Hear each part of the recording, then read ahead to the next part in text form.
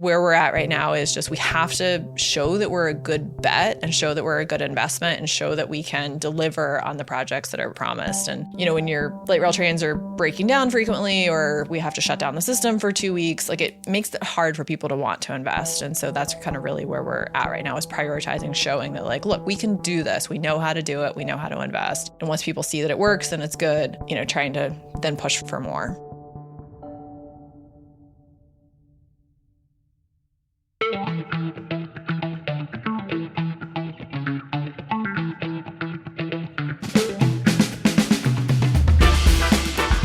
Welcome back to Spilling the Tea, the podcast where we take you behind the scenes of the MBTA to share the stories, challenges, and progress shaping our public transit system.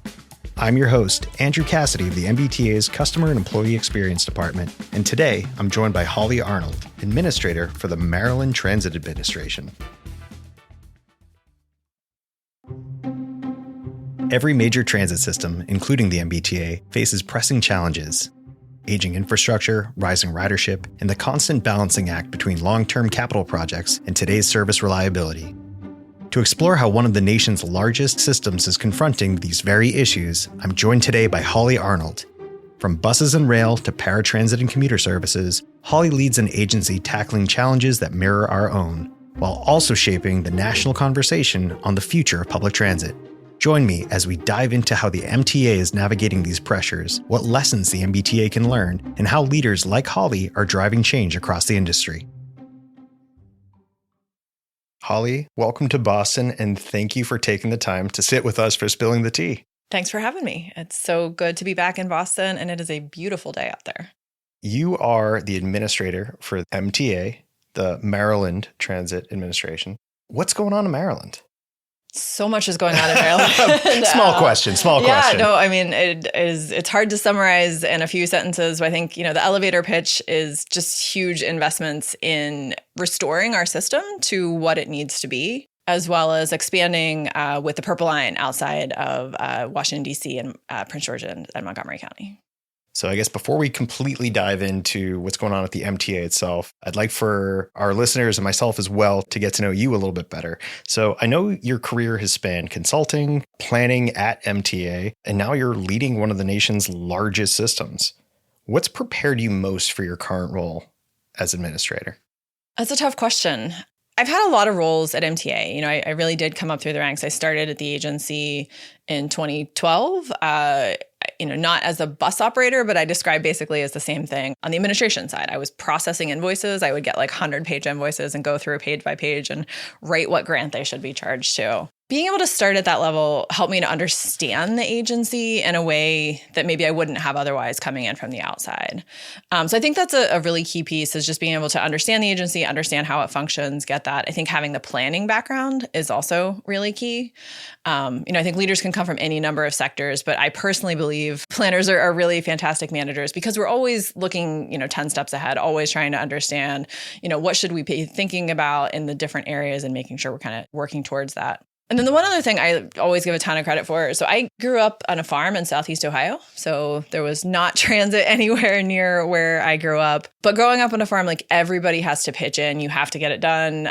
When the hay needs to be done, there's a timeline on that, and you just got to get all the hay in. And I think that's really how I've approached my career the entire time. It's I'm not worried about, is this specifically my job or who needs to get it done? It's just let's focus, dive in, make sure that we're getting things done, make sure that we're tackling problems. And I think that people have kind of seen that from me throughout my career. So I really do attribute a lot of kind of the work ethic to really how I was raised in that farm girl background. Well, it's definitely a unique trajectory. It's your typical trajectory, right? Yeah. You grow up on a farm and you dive right into transit. I think that's super interesting, because we've had so many different guests on, and they all kind of had their own unique, paths that led them to transit. Some obviously a lot more direct than others, but so many people have stories that might not originate on a farm, but still, let's say, less than, obvious transition from one to the other. So it's really fascinating to hear. I also think it puts you in an interesting spot, being that you have that level of experience. You weren't just VP and then became the administrator. You worked your way up. You were there for more than a decade now, and now you're leading that. And that's something that's a bit rare, I think, within transit as a whole, so many people do get kind of moved around to lead the next spot, but you have that really unique understanding of what MTA is and what MTA needs.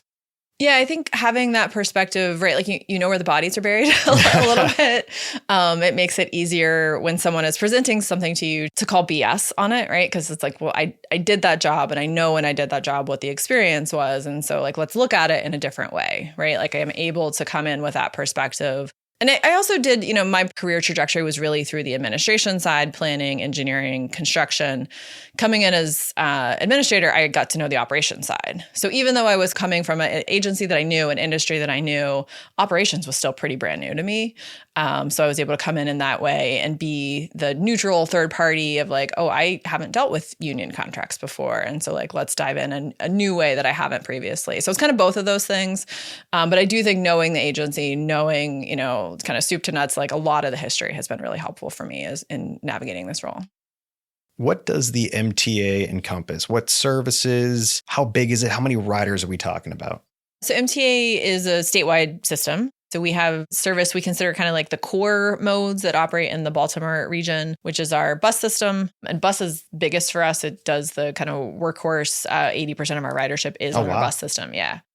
We have a light rail system, metro, and a paratransit system, all in Baltimore. And then statewide, we offer commuter bus, and we're one of the larger commuter bus agencies in the country. And we have 3 commuter rail lines. There's one that's on the Northeast Corridor that goes up to Northern Maryland and then down into DC, one that kind of bounces between Baltimore and DC. And the Brunswick line actually goes from DC through Montgomery County, Maryland into West Virginia. Ridership wise, last year we did 68 million trips throughout the entire year. We're looking to exceed that this year. I think our ridership, depends on the month, was up anywhere between 5 and 10%. So we are seeing continued growth across all the modes. Just for comparison, here at the MBTA, we do around, I believe, 245 million rides per year. And I think it's around 800,000 trips per weekday. While I was delving through the website and just learning more and more about the MTA, I saw that the MTA has its own Youth Transit Council, which tries to bring younger voices into the conversation. Why was that important to you as a leader? And what have you learned hearing directly from future generations that might resonate for even us here in Boston as we think about planning for the future? Similar to here in Boston, I believe a lot of the public school students ride transit and use transit as their main way to get to and from school. And I have 2 kids. I have a 10-year-old and a 4-year-old, and I take them on the bus with me. They're not out there by themselves yet, but I am training my older daughter in particular to make sure that she knows how to use the system whenever it's kind of her turn. The feedback that we were getting from students is they didn't feel like their voices were being heard, both in like just traditional day-to-day, what was going on, and then also long-term planning. We're in the planning process right now for the Baltimore Red Line. That project has been relaunched. That is going to be a generational investment in the transit system in Baltimore. And, the students who are riding today are the ones who are going to be riding in 10, 15 years from now. And so I want to make sure that their voices are heard as we're developing this program and as we're developing this line. So we're now in our 3rd year of the YTC. It's been really fantastic to get some of the feedback from them. I think one of the biggest things that we learned is, even though we think kids are on social media all the time, right? Like everyone's got to be on TikTok and everyone's got to have the cool Instagram reels. The reality is the kids told us, like, we're not going to follow you. Like it doesn't like you're breaking my heart. You're the MTA. Yeah. Maybe our parents will, right? So that's a way to get in. But they provided some feedback in terms of like, come talk to us. And so we're doing more in-person outreach in a way that we haven't in the past. So this year, basically every back to school night, we are in person talking to kids, helping them to understand what their route looks like. So we've changed that kind of perspective. The other thing that we're really trying to make sure we're changing, and we're not there yet, is just how we talk about things and how we talk about our projects. And I think this podcast is one opportunity for you guys to dive deeper. Yeah. But in transit, we talk in acronyms and we talk in a language that only we understand sometimes. Big learning curve. I am super guilty of it. And so, hearing from the kids, they took a look at some of our materials, our outreach materials for the Red Line, and reworked them. and rework them in a pretty significant way that made it easier for them to understand. And then that makes it easier for everybody to understand. So I think it's been a good program for us. Having more student voices is something we want to continue to expand so that they can understand, help us do better messaging, and then also really kind of leading into the pipeline for careers. Because that's the other thing is like they love seeing behind the scenes. I've had so many of them say, I want to come work at MTA. And it's like, yes, when you graduate, like come back, see me, and we'll find you a job. It's great to have that level of involvement, but again, it's the level of feedback and the commitment to hearing people out. Because I know we do have conversations with schools and we have, in-person events, but to actually have that formal council, to have a more durable relationship with students, I can see that being extraordinarily fascinating, but also just informative for everything from service planning to the communication piece. I mean, as you're saying this, I'm like, yeah, let's absolutely do that here because, it's all about who your audience is and how you're able to reach them. I know that MTA has recently released its Customer Experience Action Plan, and it lays out near-term initiatives shaped by rider feedback. So I imagine even things that are shared with you by the Youth Council are also going to be within this. And it includes everything from improving real-time information and signage to strengthening safety and cleanliness. How does this plan guide what your near-term strategy is? So you have this kind of playbook in front of you, you have the feedback. What's your next step? The customer experience plan, so it really just guides and is our to-do list for the next year, essentially. So we started our customer experience team about 2 years ago. MTA has really been, I would say, advanced with using data to drive our decisions, to drive our route planning, to drive a lot of what we do at the agency. But some of the pieces that we were missing was almost like the anecdotal piece, right? So we don't want to be only anecdotal driven. We don't want to be only data driven. And we're trying to marry the two.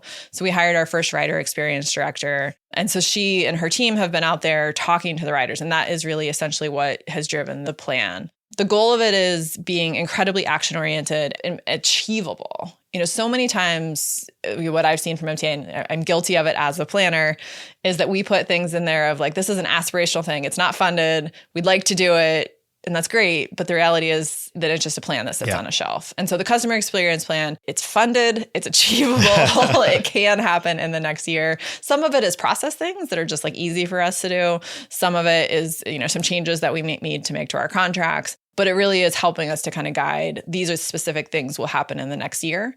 There's other things that we're thinking about already and starting to work on that would happen in year 2 and year 3, but we want to be sure when we put these in the plan that these are real things that our customers can count on, because we're trying to build that trust that if we say we're going to do something, we do it, we deliver it, and we show that we've delivered.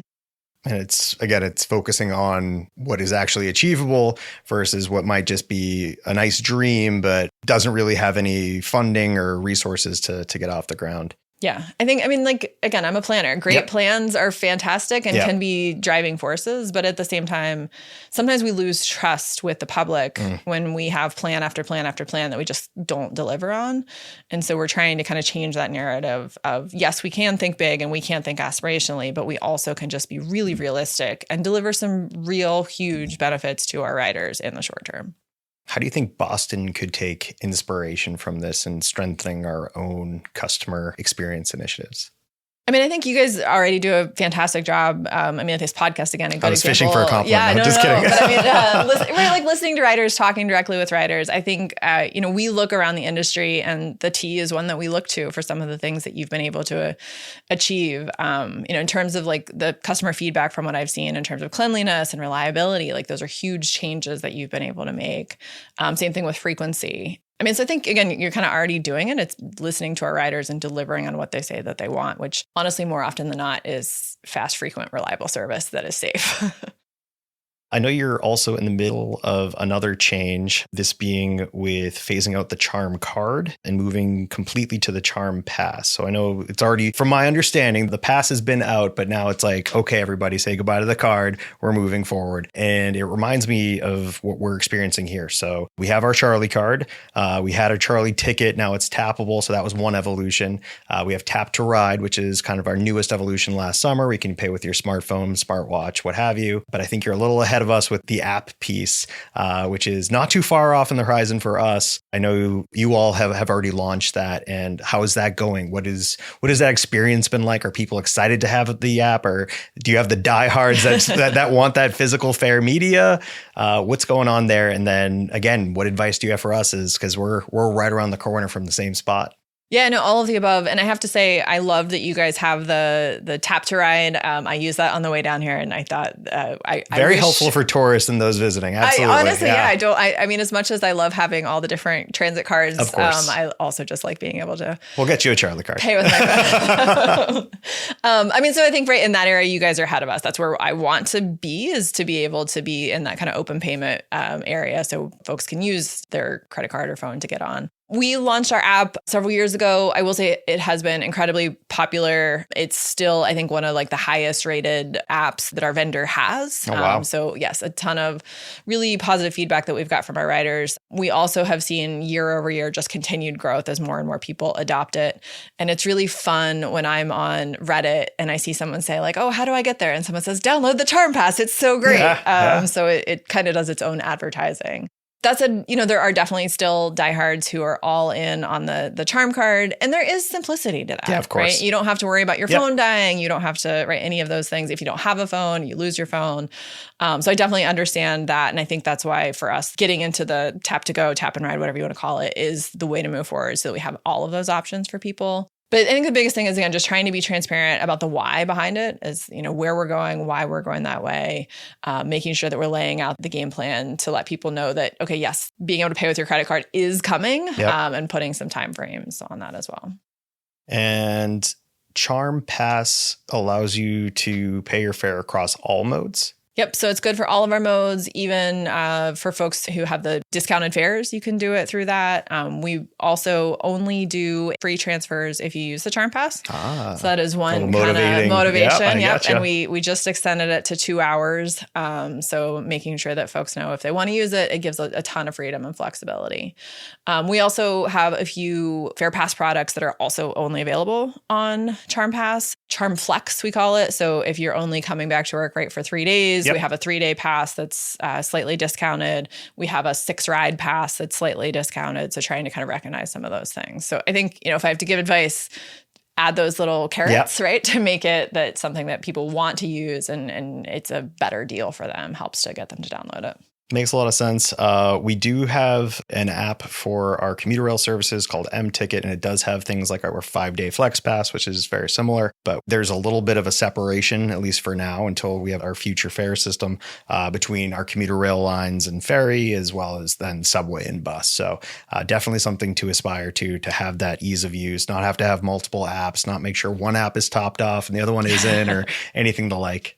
Yeah, no, on the app side, that definitely makes sense. That was one downside for us with the Charm card, is it didn't work on Mark and Commuter Bus. So being able to have just the app where it works everywhere is definitely really key. In addition to the technological changes that are going on with MTA, you also have some infrastructure changes going on. The biggest one, by many definitions, would be the Purple Line, which I believe is the nation's largest public-private partnership, or transit project at least. How does that model move that project forward? What has that process been like? And is there something there as far as a lesson that Boston might look to for future mega projects with something of that nature?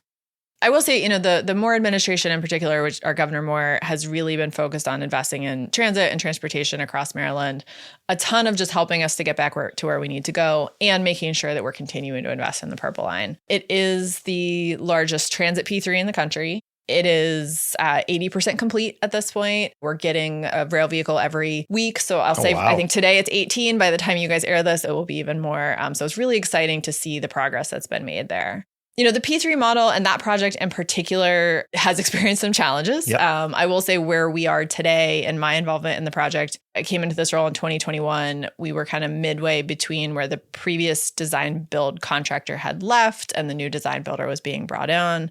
So it's almost like a little bit of a reset for the project. The new design builder and the team has really been fantastic in driving the project forward. And if I had to give any advice, I would say that it's not looking at it like a P3, it truly is a partnership, right? Yep. It's right there in the name, is that we all have to make sure we're continuing to think of it as project first. So it is not MTA versus the concessionaire versus the design builder. We're all working together to try and identify how we can deliver the project as quickly as possible, obviously within the constraints of the contract. And so, we have executive meetings every 2 weeks where the highest levels of MTA, of MDOT, our secretary is there, and of the concessionaire so that we can work out problems, that we can continue to advance the project. On the MTA side, we've worked with our counterparts at State Highway Administration, and we've done some things that, they weren't willing to do in the past, where we would say, and instead of taking one lane for 6 months, let's just shut down the entire intersection and get in and out in a weekend. And so thinking about how those specific things, how we do it differently. But I think overall, it's how do we put the project first and deliver the project as quickly as we can? And what's feedback been like so far for this? And this is, as you said, this is underway. This, I think, opens in 2027, if I remember correctly. We are on track for late 2027. That said, systems integration for any transit person. Fair enough. You're laughing. You never know what you're going to get into. And we're still getting into that phase, but that we're still on track for that. Yeah, I think the feedback from the public, I will say now they're starting to get really excited about it because it feels more and more real. Yeah. I will say there for a while, I think everyone just thought we were moving dirt. And my advice, anytime you're moving or, kind of doing that major early construction, as much as you can to identify what's actually happening and the timeline around it, because it does just feel like you're moving dirt back and forth. And there's nothing physical for anyone to see. But now that we have, tracks are 70% complete, overall project 80% complete, there's stations, there's trains, people are really getting excited for it to open. In addition to that, not that that's not enough, but I know there's the MARC Growth and Transformation Plan. And this sounds somewhat similar to what we're doing here as far as our aspiration of regional rail. Knowing that there was such a shift in transit patterns following COVID with more flexible schedules, more infrequent days or what have you, it seeks to provide more all-day service. Mm-hmm. Tell us a little bit about that and how that's going and what that looks like in Maryland. You guys have really done a fantastic job with ridership growth by some of the changes that you've made here to make those adjustments. And that's kind of what we are looking to do exactly, is recognizing that it's more of a regional rail model, and the MARC Growth and Transformation Plan is identifying how we can get there. So it's all day, two-way, frequent transit on our rail lines. Unfortunately for us, it's built into the name. It's the Maryland Area Rail Commuter. It's how do we rethink that? Rebrand the name. Yes, to really think more regionally and think more how do we get people on weekends, midday, late night. There's a ton of opportunities there. So the Growth and Transformation Plan for us, we've done several versions of this plan. It's been called several different things: the Growth and Investment Plan, the Cornerstone Plan. What we're trying to do with this one is, again, be a little bit more realistic about what we have funded and what we think is achievable in 5 years, in 15 years. And then there is an aspirational part, right? If we have unlimited funding or, more funding, what can we achieve and in what time frame with that? And making it clear to folks what different investments unlock for us in terms of level of service. Mm-hmm. I think the Brunswick line, the one I mentioned before that goes from DC out to Montgomery County into West Virginia, right now it only operates in the mornings, out in the afternoons. I think we have one Friday afternoon, 1:00 train if you want to sneak out early. But it's an area where we see a ton of growth and a ton of opportunity, especially late night and midday services. It's owned by CSX, so we do get to work with CSX as the railroad owner. But what we're trying to do in the plan is lay out specifically these investments for CSX help us to unlock additional service and kind of get people rallying around those different investment points so that we can make the case that this is a needed investment in trying to get us there. And you've already seen a pretty sizable growth in ridership. It was 50%, I believe. Yes, we've seen huge ridership growth over the past year for MARC. That's massive. In particular. I think a lot of return to office is driving that. But even before that, we were seeing huge growth in weekends and midday, which again, I think aligns with what people are seeing across the country and here in Boston is people want to ride transit. It's just not available when they want to. And so how do we make those investments to make that an option? That's been a huge area of opportunity for us. I know Our commuter rail has bounced back quite well. It's in the high 90%, but the weekend service is like 150%. I mean, it is every time I take the commuter rail on the weekends and it is always packed. And we're seeing the same trend even with our ferry service where, we do have our kind of in and out morning and afternoon because we have a model where we share our boats with whale watches and other New Englandy things. But on the weekends, we have more all day service and it is a wonderful way to get to the city. But, seeing that surge on the weekends where, previously it was, peak hours, 9 o'clock and 5 o'clock during the week and everything else was just kind of an afterthought. It has been a seismic shift in kind of transit priorities to meet the new patterns and behaviors of our riders. And bring new people on board. Exactly. Yeah, it's a huge opportunity to bring new people. They do it on the weekend. They're like, hey, I could do this. I could try it out. No, I think absolutely huge opportunity and something that trying to meet that need fast enough is really the goal for all of us. Another similarity between Boston and the MTA that I was reading about is the light rail modernization program. So just earlier this year, we unveiled a mock-up of our brand new Type 10s, which will be coming in the coming years. But again, it's that step in a new direction for accessibility, for safety, for frequency, for capacity, which is another big thing that we're planning for. What is your light rail system looking like? What is this investment in this modernization program? What does that look like for you? MTA's light rail opened in April 2nd, 1992. They rushed to get it done for the first game at Camden Yards. And so, made decisions to get it open, that sometimes we're still kind of dealing with those today. But it did get open. It is a 30-mile line that goes from Hunt Valley in the northern part of Baltimore County all the way down to the BWI airport. So it is direct to the airport. You can get off the train, walk a few steps, and you're in the airport, which is such a fantastic option for folks in Baltimore. It's been open for, since 1992, and we have not made any real major investments in the system. The vehicles got overhauled a couple years ago, but they're still 30 plus years old. We have reliability issues. We have breakdown issues. Again, I think similar things with the investments. I've heard of problems like these before. You guys are making those investments, right? So I'm making those investments to get there. But for us, it's, we have these huge old high floor vehicles that the train comes right through downtown Baltimore on Howard Street.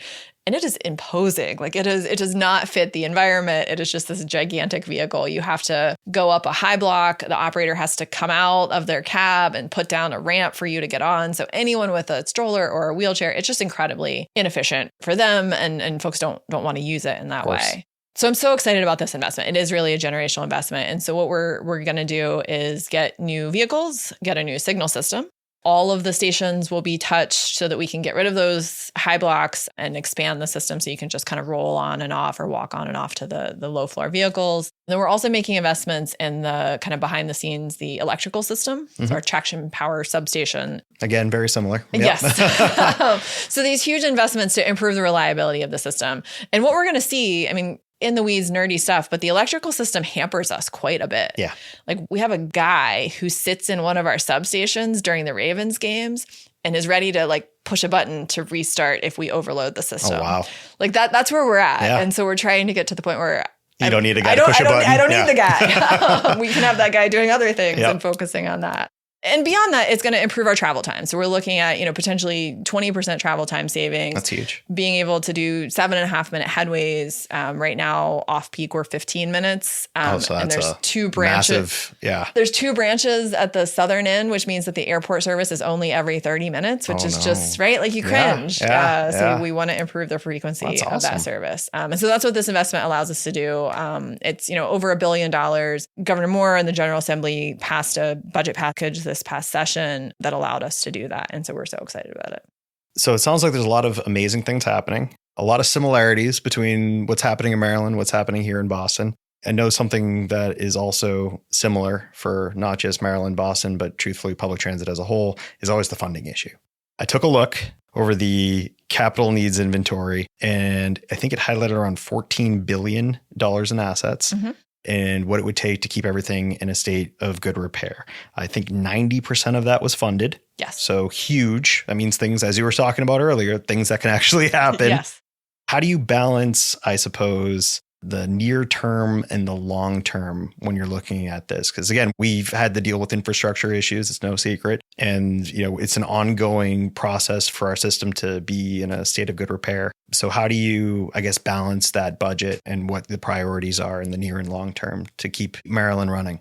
I mean, I think you nailed it when you highlighted, transit generally across the country, right? Like there's always these stories. And I think, a lot of cases we invested in these systems and then didn't necessarily plan for the fact that we had to keep investing in the systems to keep them running. And, so many of us are dealing with that backlog and making sure that we can get out of it. I think for us being able to fund it and the priority piece, our funding comes from the state and the federal government. Like we're funded in that area. Again, we have a governor who's incredibly supportive, which is really helpful. But documents like the capital needs inventory have helped us to make the case, to make it clear for folks to understand, hey, this is why we're investing. This is why it matters. We've also had some times when I'm just thrilled about the light rail modernization program, but a year ago we were in a spot where I didn't think we could fund it. And so, making sure that folks understood the reality of if we don't have the funding to do this, if we don't pass a revenue package in the General Assembly, the federal money that we got will likely go away. And so, we were able to kind of build the case and make sure we're prioritizing that and kind of getting everyone on board. There's so many needs, there's so many wants, there's so many desires. Where we're at right now is just we have to show that we're a good bet and show that we're a good investment and show that we can deliver on the projects that are promised. And, when your light rail trains are breaking down frequently or we have to shut down the system for 2 weeks, like it makes it hard for people to want to invest. And so that's kind of really where we're at right now is prioritizing, showing that like, look, we can do this. We know how to do it. We know how to invest. And once people see that it works and it's good, trying to then push for more. So we too are fortunate to have a governor who is very much pro-transit. But the reality is there's always, that looming fiscal cliff. We are, obviously really thankful for the support that we get from them, from the legislature. We have averted most of our financial constraints for operating, not for the dream pile quite yet. But the arguments still persist. There are still peer agencies. I think my mind goes straight to SEPTA, where the finances are a lot tighter, services being cut. And again, we were in that same boat not too long ago. What arguments do you make to riders, to policymakers, taxpayers, what have you, to really make those sustainable transit investments? I mean, it's tough. It is. Right? It's a big one, yeah. And especially when you look around the country and see, my heart goes out to SEPTA in particular, being another Northeast Corridor city. I mean, so one of the things that we did this past session, because it was, we were looking at the case where I wouldn't be sitting here ready to advertise the light rail program. And, we needed to get folks with us to pass a budget package. So obviously being spearheaded by the governor was very helpful. But the way it works for Maryland in the General Assembly is you can testify on behalf of an agency's budget. And I was really impressed. I reached out to local hospitals, local schools, the students on Youth Transit Council to help us make the case. We had 30 plus people basically take a day out of their life to come down and testify on behalf of MTA, on behalf of the need to fund our budget. And I think what resonated the most is, I think the students in particular, making sure that kids can get to school. Like that's an argument that a lot of people understand and buy. But beyond that, I think a lot of the employers, right? Like having the hospitals, and it was multiple hospitals sitting there with us saying, if MTA doesn't run, my workers can't get here. My nurses can't get here. My doctors can't get here. It was really impactful and meaningful, and I think went a long way. I think we have to keep making the argument, and we have to keep making it every single day and, keep showing up for our riders so that they will also show up for us. What larger trends are you seeing in public transportation? So if you zoom out even beyond Maryland, beyond Boston, I know some places exist beyond there, I suppose. What are you seeing in the industry for other states? What are the common problems or the common areas for growth? Yeah, I mean, it's really great when we get to talk with other transit agencies and conversations like this. There are so many things that I think we're all dealing with that are, similar, slightly different. Every, agency has their own issues. I think by and large, it's making sure that the funding is there to deliver on the operations and to make sure that we can maintain the investments that we have made. So I'm seeing that quite a bit in the focus on, the state of good repair. Again, I think especially up and down the Northeast Corridor, that is a slightly older system. Yep, that is a very real thing that we're all dealing with. And then I think also just, again, the changes in ridership trends and making sure that we can make the adjustments to meet them and making sure that the funding is there so that we can make the adjustments, right? So it's like we all have to be kind of working collectively to make the argument for that. I'm in town for the APTA conference. I think they do a good job of highlighting the benefits of transit beyond just our riders, right? Like the jobs that are created, the economic development that's created, and the narrative that goes with that. I think is really important to make sure that we're all kind of singing that same tune. I saw something, I think it was it for every $1 in transit, it's $5? $5. Yep. I talked about that a lot. No, and we've seen it in Maryland as well, real on the ground jobs. Like we've done some mapping that shows Kenora Brake is actually located in Maryland. And so they're in a county where people are not necessarily going to be riding MTA services, but because MTA is buying brake pads from them, like it's a benefit into the economy in Maryland. We just opened up the Hitachi plant in Hagerstown, Maryland. That's 500 jobs that are existing to build rail cars because MTA is having their rail cars done there. WMATA is having our rail cars done there. And so huge investments that are being made. On that note, what gives you the most optimism about the future of transit in Maryland? I think sitting here today, I'm most excited about the environment that we have where folks have recognized the value of transit and recognize that they need to fight for it and are showing up continually to make sure that they're supporting the agency and make sure that they're fighting for it. Beyond that, on the infrastructure side, again, like there's so many things to be excited about and to nerd about. We're getting new vehicles on all of our systems. The Purple Line is making tremendous progress. And I think the other piece for me is just the employees. I'm sure it's the same here at the T, but we have so many employees who show up every day, who go above and beyond, who are dedicated. Anytime I put out a call of like, hey, I need volunteers to come out and help our riders, I'll get our accountants out there. I'll get our grant people out there. Like they show up and they show up for our riders day after day. And, that helps me to get out of the bed in the morning because I want to make sure that I'm showing up for them. Now, if you could leave MBTA riders or even our leaders with one piece of advice from your experience, what would it be? No, I think, again, you've got a great system here. Right? You've got really great bones. And so making sure that we're investing in keeping it going and, keep beating the drum for more and better transit. Awesome. Well, I'm definitely going to have to make a trip down to Maryland to check out all the great things that are happening there. Maybe I'll swing by for the Purple Line opening or something. But Holly, thank you so much for taking the time to speak with us today and discuss the similarities between the systems and kind of the ongoing fight for public transit. Yeah, absolutely. Thanks for having me. We'll get you a crab cake.